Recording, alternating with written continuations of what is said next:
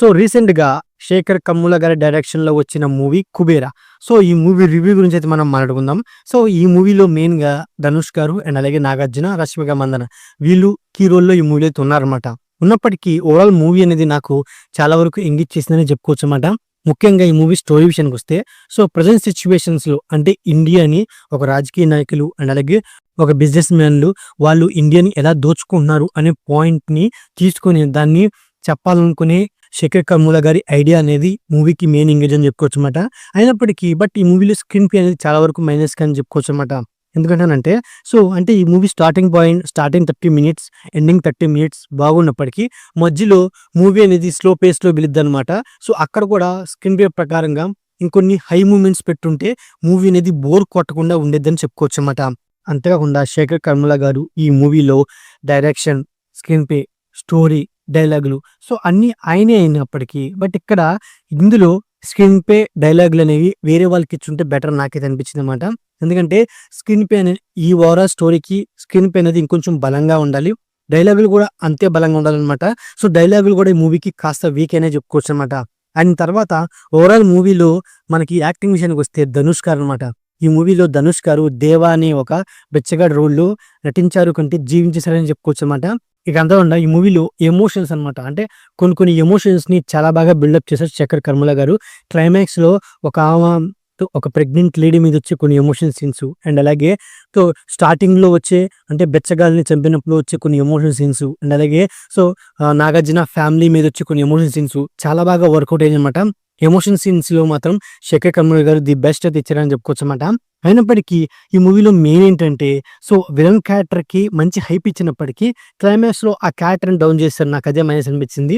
అయినప్పటికీ ఈ మూవీలో సిబిఐ ఆఫీసర్ అయిన దీపక్ ఆ క్యారెక్టర్ స్టార్టింగ్‌లో తన ఇంటెలిజెన్స్ ఉపయోగించినప్పుడు ఒకానొక సిట్యుయేషన్‌లో మిత్రన్‌కి ఎదురు తిరుగుతాడనమాట. ఎదురు తిరిగినప్పుడు అక్కడ తను బ్లాంక్ అయిపోతాడనమాట.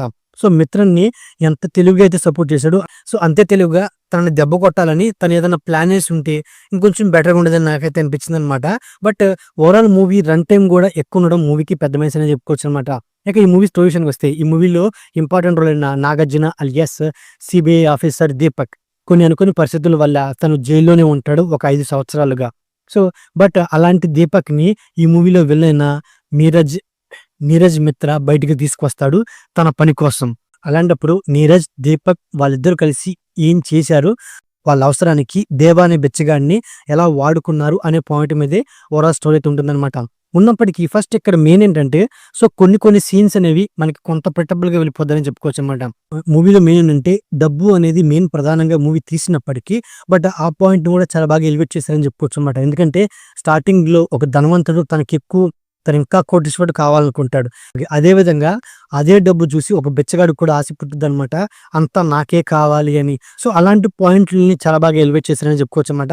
అండ్ అలాగే నీరజ్ మిత్రా తను ఒక బిగ్ షాట్ అయినప్పటికీ తనేంటి ఇంకొంచెం ఇంటెలిజెన్స్ ఉపయోగించి ఈ బెచ్చగాడిని పట్టుకోవడానికి తను చేసిన ప్రయత్నాలు కూడా ఉంటే బెటర్‌గా ఉండేదని నాకైతే అనిపించిందన్నమాట. క్లైమాక్స్‌లో వచ్చేపాటికి డైరెక్టర్ గారు ఫినిషింగ్ అనేది ప్రాపర్‌గా ఇవ్వలేదని చెప్పుకోవచ్చన్నమాట. కొన్ని క్యారెక్టర్‌లకి ఇంకొంచెం బెటర్ క్లారిటీ ఇచ్చుంటే బాగుండేదని నాకైతే అనిపించిందన్నమాట. అంతేకాకుండా ప్రెజెంట్ సిట్యుయేషన్స్‌లో బెచ్చగాళ్ళు వాళ్ళు ఫేస్ చేసే ప్రాబ్లమ్స్ ఏంటి, వాళ్ళ చావు కూడా ఎంత బాధ పెడుతుందో అనే పాయింట్లు కూడా చాలా చాలా బాగా చూపించారని చెప్పుకోవచ్చన్నమాట.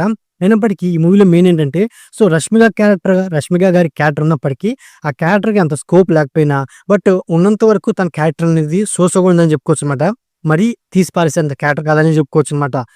ఈ మూవీ పర్ఫార్మెన్స్ విషయానికొస్తే ఈ మూవీలో మెయిన్ రోల్ అయిన ధనుష్ అండ్ అలాగే నాగార్జున గారు వీళ్ళిద్దరి యాక్టింగ్ ఈ మూవీకి మెయిన్ ప్లస్ అని చెప్పుకోవచ్చన్నమాట. వీళ్ళిద్దరి మధ్య వచ్చే సీన్స్ కూడా చాలా చాలా ఎంగేజ్ చేస్తాయని చెప్పుకోవచ్చన్నమాట.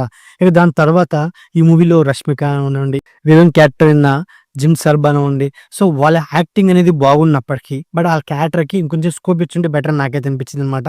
అంతేకాకుండా ఈ మూవీలో అంటే మ్యూజిక్ విషయానికి వస్తే బ్యాక్‌గ్రౌండ్ మ్యూజిక్ చాలా చాలా బాగుంది. సాంగ్ అనేది ఒకటే ఉంది. అది నాకైతే సోసోగా ఉందని చెప్పుకోవచ్చన్నమాట. సినిమాటోగ్రఫీ అంటే కొన్ని పాయింట్‌లో కొన్ని సిట్యుయేషన్స్‌లో సినిమాటోగ్రఫీ చాలా చాలా హెల్ప్ అయిందని చెప్పుకోవచ్చన్నమాట.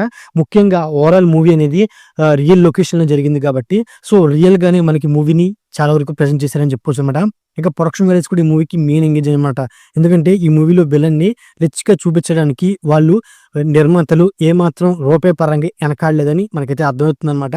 సో ఓవరాల్గా ఇదండి కుబేరా మూవీ రివ్యూ. సో నా రివ్యూకి నచ్చితే వీడియోకి ఒక చిన్న లైక్, అలాగే మన ఛానల్ని సబ్స్క్రైబ్ చేసుకోండి. Okay, thank you all.